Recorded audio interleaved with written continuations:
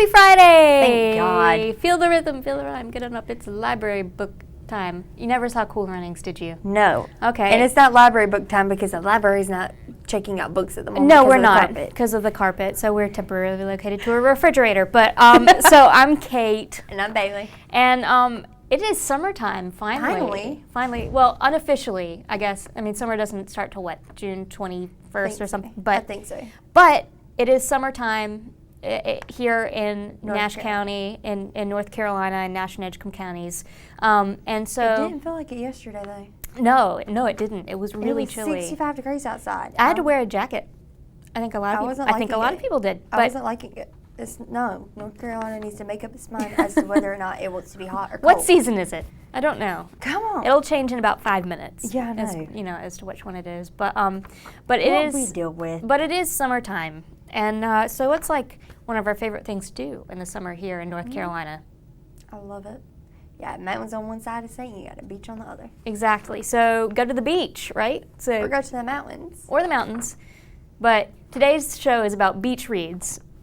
And not mountain reads, sadly. So, and we are just on the beach, apparently, and I'm adrift. And I look like a giant with hobbit feet. So that's fun. Thank you, Isaac. Thank you. We'll think of something to challenge you to at some point during the show. That picture of me was actually taken at the beach. Oh, really? I was in Wilmington. That one was not. That was 3 days before my knee surgery. That's intense. Yeah. But we're going to talk about our favorite beach reads. Now, when we talk about beach reads, we don't necessarily mean books about the beach. We don't necessarily mean books about the summer. It's just books that are good, that will suck you in and are good reads on the beach. And actually, some of these I've read on the beach. What about you? I mean, if there's... I'm trying to think, because I've not been able to go to the beach during the summer because of knee surgeries for like the past 2 or 3 years. But ones that I know I would definitely have loved to read at the beach would be Harry Potter. Harry Potter. Okay. So what we do is we have our list of our top beach reads today. There it is. And There's my favorite. I'm excited about this because I do love like plopping down on the beach with a good book and baking myself in the sun. Only problem is when I tend to do that, I forget to turn, so I probably get burnt on one side and I'm pale on the other. That's not good. No, that's not good. But I forget to reapply sunscreen. No, don't do that. We don't like sunburn. So yeah, we're talking about our favorite beach reads today, and so should we go ahead and get a move on? Okay, so one of my choices, and this is a book I read on the beach a couple of years ago. It's The Chaperone by Laura Moriarty. So it came out in 2012, and it takes place in 1922. And it's about this character. Main character's name is Cora Carlisle, and she's a kind of like a housewife, late 30s, early 40s in Kansas, in Wichita, Kansas. And she is the chaperone for Louise Brooks, a girl from her town who turns out to be like the it girl of the 1920s, and that's actually a picture of Louise Brooks on the cover. She turned out to be a silent film star. And so this is about Cora chaperoning her to New York, where she was studying dance, and she was like Louise Brooks was like 15 years old. And so it takes place during Prohibition and the Roaring '20s and all that kind of stuff. But there's a backstory with Cora that she was an orphan, and she actually came from New York. So she's trying to find out her story as well, and then you're following kind of the tumultuous personality of Louise Brooks at the same time. And she really did she was a huge silent film star. The film Pandora's Box was like her big thing. So The Chaperone. And it's a great read. It does suck you in really quickly. Julian Fellows, who did Downton Abbey, actually got the rights for The Chaperone and was going to turn it into a film with Elizabeth McGovern from Downton Abbey. She actually narrated the the audiobook. Cool. But so if you like you know me, I always talk about history. But it's not really, it takes place in the 1922, but it's not. Yeah. It's not completely irrelevant. Yeah. And it's still something that no matter what time you're reading it, no matter when it was set in, is something that you're gonna like and something that's gonna keep your attention. Exactly, and it's a pretty quick read too. You can breeze through it. I breezed through it in like 2 or 3 days, and I like that. And it has a mixture of, humor and it's way more of a drama, but it does have some funny moments in it, and it'll keep your attention on those hot summer days at the beach. So, well, speaking of drama. I love this author that we're going to talk about. I love his books. Nicholas Sparks. North Carolina. Absolutely, and The Longest Ride. If you've seen the movie is not, to me, as good as the book is, but it does stay true to the book, and it is really good. But this book, my mom loved it, I loved it, and one of my things about it, as you can see where it says 2 couples, 2 love stories, 1 epic tale. It tells you 2 completely different love stories of a guy who, I can't remember their names at the moment, but it's this girl who goes to Wake Forest University. Go Deeks! Sorry. I'm a Wake Forest fan. UNC.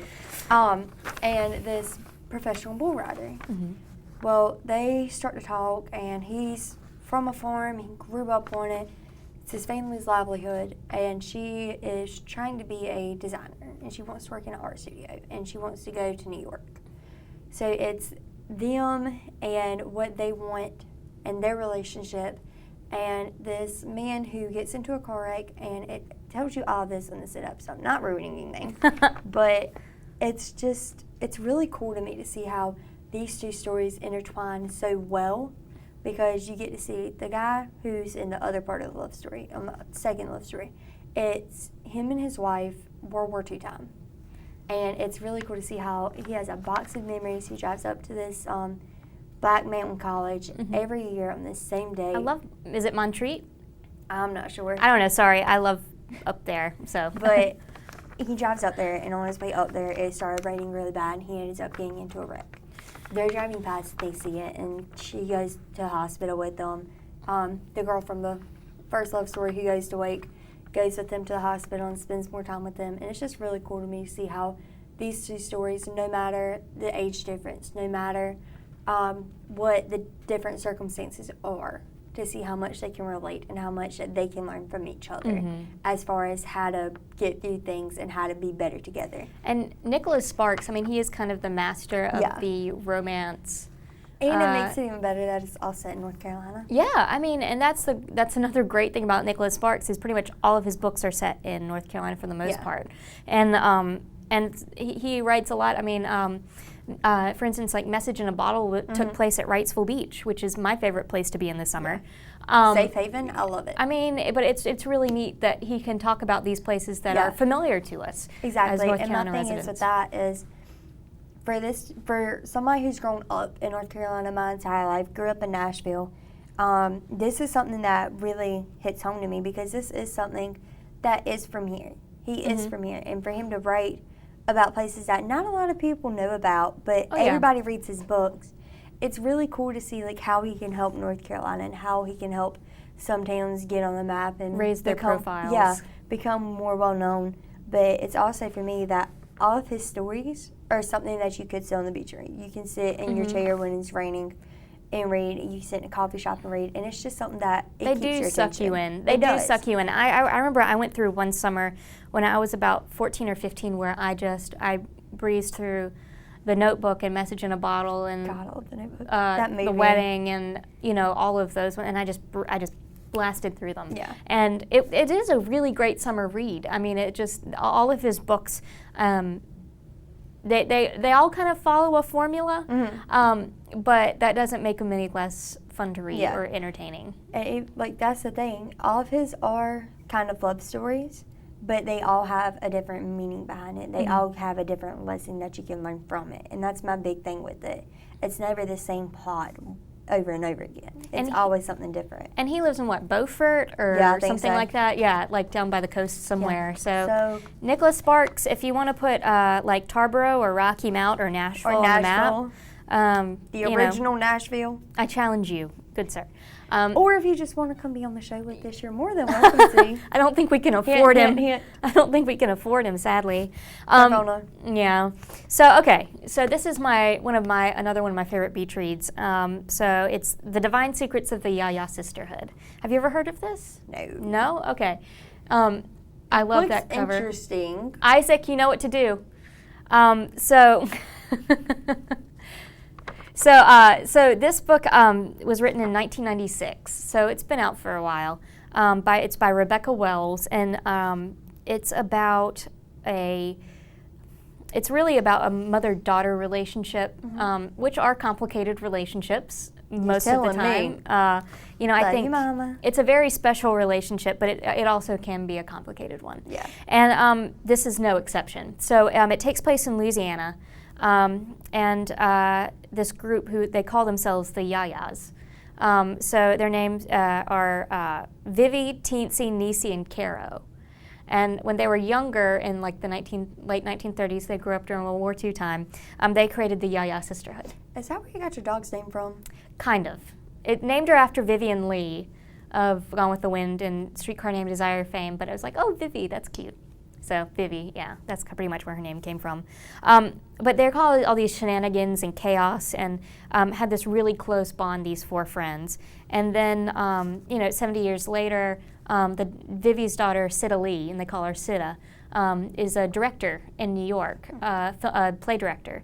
And she's interviewed by the New York Times, and her words about her relationship with her mother and her growing up are misconstrued and are twisted, and sets up this huge rift and feud between she and her mother. And her mother's and Vivi is overdramatic. She's kind of a little bit of a larger than life character.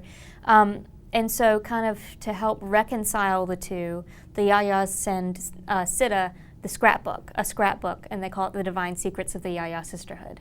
And it's a scrapbook of their growing up and their coming of age, and it helps Sida to understand the Yayas and where she comes from, and especially her mother, who she really needs to understand. And Sida, her mother, Vivi, she was alcoholic and all this kind of stuff, and has all these things that she blames Vivi for, and she kind of comes to understand her mother a little bit more, and they kind of reconcile. But it has some hilarious stories in it.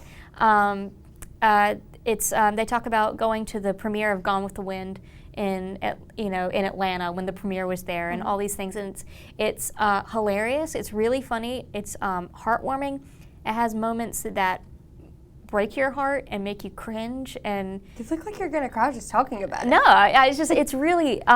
It's a very emotional book, and Sida has these scars, literal and figurative, from her childhood, and it's kind of like making amends with your past. But it's a really wonderful beach read, and actually the film was filmed here in North Carolina. The film came out in 2002, starring Sandra Bullock as Sida, and Ellen Burstyn is Vivi, and then James Garner is Vivi's husband, and then Ashley Judd played younger Vivi.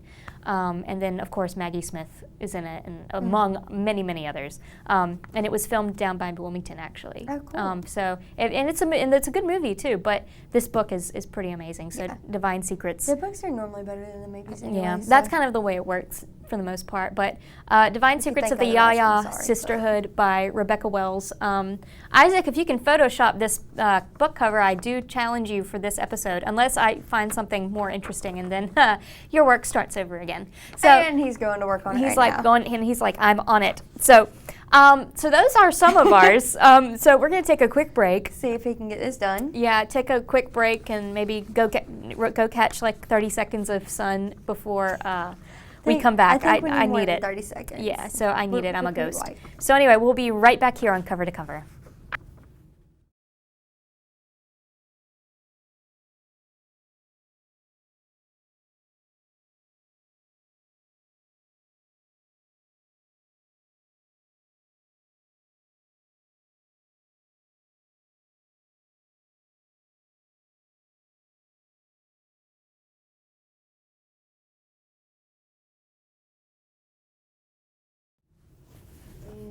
We're back.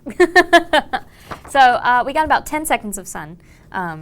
You didn't see it, but we ran out and ran back here really, really quickly. You did. I didn't. Yeah, so we're sprinting outside. I'm too clumsy for that mess. It's okay. It's okay. I'm clumsy too. It's all right. I'm a whole different level. So there's a reason my boyfriend is an EMT. There you go, because he can take care of you when you break things. Yeah. So that's how it goes. So we're back and we're talking about our favorite beach reads for the summer and. Oh God. Yes. Thank you, Isaac. See, I was thinking you would put both of us in that. Like somehow managed to put both of our faces in Thank you both for of that. those spots. That's pretty brilliant, actually, Isaac. That just lent itself to it. So thank you. There we go. You did. And the hair matches. So, okay, Isaac, I might give you another challenge before this is all said and done. Isaac challenge he's number up 1. Thank you for that. I think we need to send that to the author. We need to send that to Rebecca Wells. So we're back. We're talking about our favorite beach reads, and mine is one we've talked about before.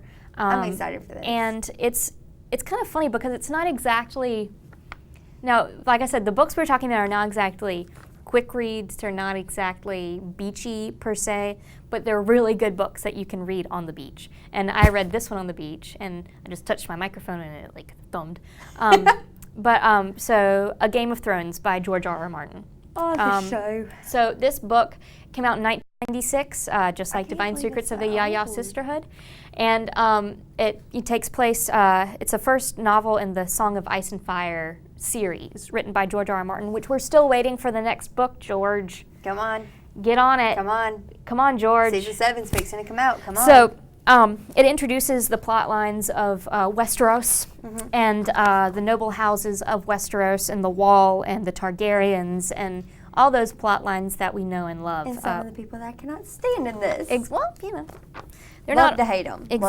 Love to hate them. So, but it's an epic novel. It covers a lot of space. It covers a lot of ground, a lot of time. It's how many chapters? Like enough. 80-some? They're not really numbered. Each chapter is pretty book. much told from the perspective. So when you read one of the chapters, it'll be like, Bran, or Daenerys, and that's what it is, or Catelyn. For the chapters. So, I can't believe this book is 21 years old. Yeah, it's been out for a while. And it's still this popular. And it was a while, and it was a while until it was made into a show, and the show is really what's kind of launched it back into popularity. But if you want a good fantasy story, it's. I'm about to be reading this once he finishes. It's pretty. The other one. Yeah, it's pretty. It's pretty good. It's pretty good. And I actually read this on the beach last year. That's why I call it a beach read, because I was like, what bookstore did I read on the beach? Oh, I know, Game of Thrones. At least it wasn't something like Anna Karenina or War and Peace or This is true. Something like that. Have fun reading that book. Yeah. Thanks, Tolstoy. But so yeah. So and then the next book, this is one I'm actually pretty excited to talk about. This is my favorite. Like my all-time favorite. And I mentioned it earlier. Harry Potter and the Cursed Child. So this is completely different from the Harry Potter series. Yes, I finished this entire book in 2 days. I know I have problems.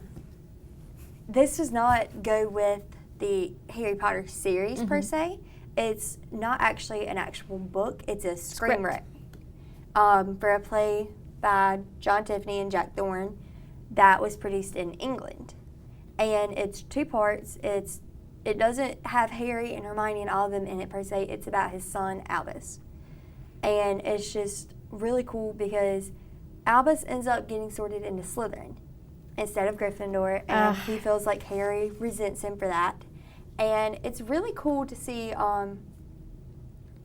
how him and Draco Malfoy, who is Harry's... Was it Scorpius? Yeah. Him and Harry... in the Harry Potter series by J.K. Rowling. Yeah, I had the J.R. right. J.K. They hated each other essentially. Didn't want anything to do with each other. It was always that one rivalry. Against the other. Yeah. But their sons are 2 peas in a pod. You can't ever get them without the other. And it's really cool because Draco and Harry feel like they are hanging out together and are trying to get in trouble so that their parents don't like them both of them feel like their parents resent them for something that they have no control over.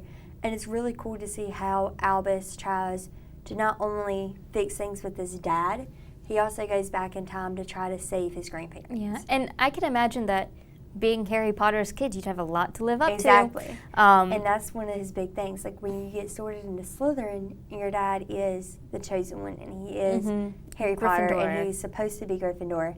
But your he's two Slytherin. siblings are sorted into Gryffindor. You get put into Slytherin. Well, and remember the end of Deathly Hallows when they have the epilogue, and they're he's talking. He said, what if I get sorted into Slytherin? He said, I'm going to love you regardless. Yeah, exactly. But I mean, it's different when you hear your parents say that they have to love you. They're your parents, versus having that actually happen, and much less being best friends with your parents. Rival. Nemesis, yeah, the kid of your parents' nemesis. It's really cool just to see how that story kind of unfolds and goes into the two parts, because it ends up where Voldemort has a kid. Yeah. And it's really cool for me. I finished this entire book. I wouldn't want to get with Voldemort. He has no nose, or he has it's red really eyes. Weird. Like, when you see Voldemort, he's terrifying and then looking. you see the character, the guy who actually plays Voldemort, you wouldn't think it's him. Well, at all, you would not think it's Voldemort. But like I said, I finished this entire book in 2 days. Will was slightly mad at me because I would not put it down, but it's definitely worth it. I didn't read this on the beach, but I'm probably taking it with me this summer. Exactly, because this is something you can read 2, 3, 4, 5 times over. And you'll pick something up every time. Exactly. You'll see it from a different perspective. And it's coming to New York. It's coming to... When is this happening? I don't know, but I saw a casting call for it. It's coming over to Broadway from the West End, so that's exciting. Mama, we're taking a road trip. So the next book, we're talking about England, so we're going to kind of keep over the pond. This is called Portrait of a Killer by Patricia Cornwell.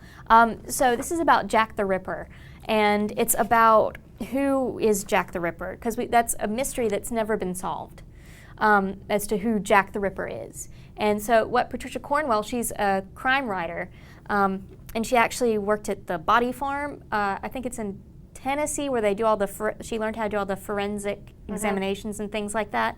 And she uses that in a lot of her books. Well, this one, she has a theory that the artist, what's his name? I want to say it's Walter. I was like, I couldn't remember if it was William Walter. Walter Sickert. She has a theory that he was Jack the Ripper, and he was an English painter. And so it lays out, I don't mean to have a pun, but it really dissects the Jack the Ripper. I was like, it's the only way. The Jack the Ripper murders. It really gets into it. And it gets into the nitty gritty of it. Yeah. And talks about the methods and all this kind of stuff, and why she thinks it's this man who did it. Yeah. And it lays out his psychological portrait.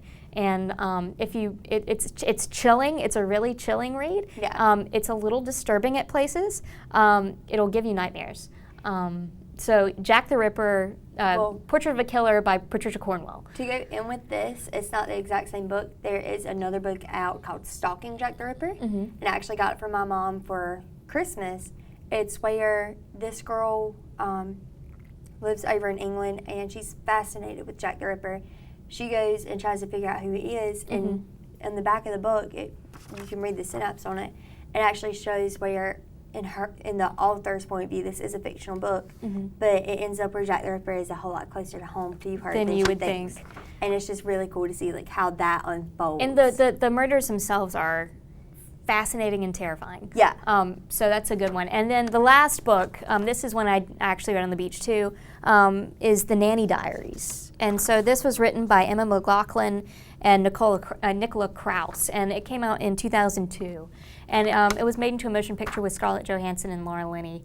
It was pretty good, but the book, it follows this character, they call her Nanny, and it was based on the two authors, their experiences while going to NYU. They were nannies. And it kind of it kind of satirizes the upper class Manhattan society. Like, oh, my child, he's on the wait list at a very prestigious preschool, and things like that. And if he doesn't get into this preschool, he won't get into the right elementary school, and he won't get into the right, college, and things like that. If he's on the wait list, he's not in it. Therefore, you cannot brag. But it's about her experience this character's experience being a nanny for this kid. His name is Grayer X, and the mother's name, they call her Mrs. X. They don't have a last name because it's like trying to protect the anonymity, even though it's a fictional story. And she kind of like starts, she doesn't think she'll like it at first and has a rough time with the kid, but then they get really, really close, and she kind of takes care of him like he was her own, and she just loves him. And then at the end, something happens, and she's forced out to leave without giving him any kind of explanation.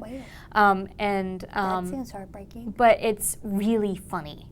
It's a really funny book, and it's another really quick read. And the audiobook I think I read was narrated by Julia Roberts, who I think would be pretty good with that. But The Nanny Diaries, and it was a New York Times bestseller, so it's pretty. Now, here's a question. Do we have any of these books that we've mentioned in the library? Yes, but you can't get to them right now. Once the library's opened up again. Yeah, so hopefully next week. Once the library gets opened up, feel free to come check them out. Yeah, because I know you need some good stuff to read over the summer. Yeah. You're not necessarily. I still need to go get a library card. It's been like a semester, so. I've been working. Yeah, well. And out of town. No. That's how things happen. I don't know. But it takes 2 minutes. It takes literally 2 minutes to get a library card. Feel free to leave ideas, comments, questions, anything like that in the comment section below. And just give us some ideas on shows and anything you'd like to hear us talk about. So next week, in preparation for Father's Day, we're actually doing a very special Father's Day episode. So make sure you tune into that. Absolutely. And our parents who may or may not be watching at the moment, I really hope y'all are. Don't want to miss it. Yeah, you really don't want to miss it. We're going to have something really special for our dads in the show. And just for dads in general. So tag your parents, let them know to keep an eye out, and I really hope that our parents are going to watch next week. Exactly. And they should watch all the time. Yeah, if you regardless. don't. We support us, parents. We might have an issue if we find out y'all have completely banned our show. Thanks, Mom and Dad. So anyway, but thank you so much for joining us this week. I hope you watch us next week for our Father's Day episode. Definitely keep an eye out have for a great weekend. If you're going to the beach, pick a good book to read it. Sunscreen. Sunscreen. And don't be like me. Make sure to tune in next time. So I'm Kate. And I'm Bayleigh. And we'll see you next week.